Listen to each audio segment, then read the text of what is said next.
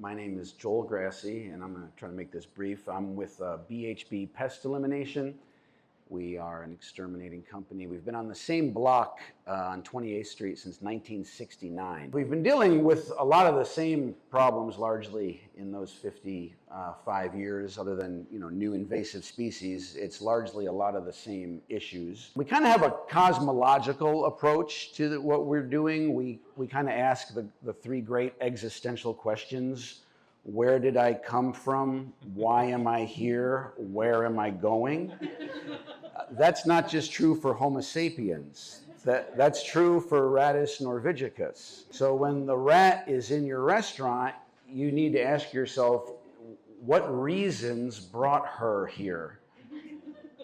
Maybe some little cute, adorable reasons are why she's foraging in your restaurant. That's true for the red-eyed fruit fly who is seeking out ripe fruit, and the black-eyed fruit fly who is seeking out rotten fruit, as the females are laying 550 eggs every 23 hours, and you can just do the math there. So this is kind of the approach that we take. When dealing with, I'm just gonna say this, when dealing with the DOH, we're talking about revenue generating. I think we all know that.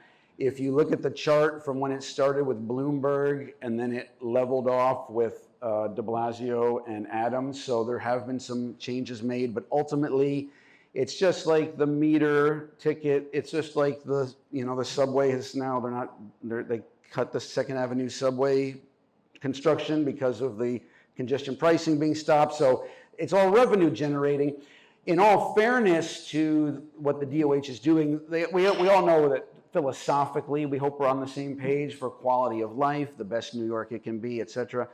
I would just submit to you that there are really three websites that you or whoever the pest czar is in your team, you should be going, number one, to the DOH, and I'll put this in the WhatsApp chat or whatever, but the DOH website, What to Expect When You're Inspected, has a wealth of information that you should be looking at every time, it tells you exactly what they're looking for. Condition 5 violations that will get the door padlocked with a yellow sticker and all that stuff. It's always been fascinating to me that they allow you 2 live mice, and if you have a third one, you'll be closed, but you're allowed 3 live rats. I've never understood that one. So you get that extra rat in there. What to expect when you're inspected. The I assume everybody saw the DOT, the sidewalk, and the outdoor dining. That website there, again, I'll put this in the channels in the chat. Every pot, they have 3D diagrams. They show this is how much soil you're allowed to have in your plants. You can't have more soil than that because of, obviously, harboraging. And or how you can install your fans. I'm a big fan of fans outside for flies. I'm not a big fan of soil or natural plants, and but that's just it's nature. The Fermi paradox, which we've been kind of operating under for all these years, that 13.7 billion years allegedly the cosmos is. There's no life anywhere that we've observed other than this thin little film on this small little planet, all these millions of species right here, and the conditions are what allows them to thrive. Protocols in place before, and I would just say the mind of the inspector is revealed through these websites. The third website is called ABC Eats. Everybody's DOH report is up on that website. And I mean, it is savage, it is real.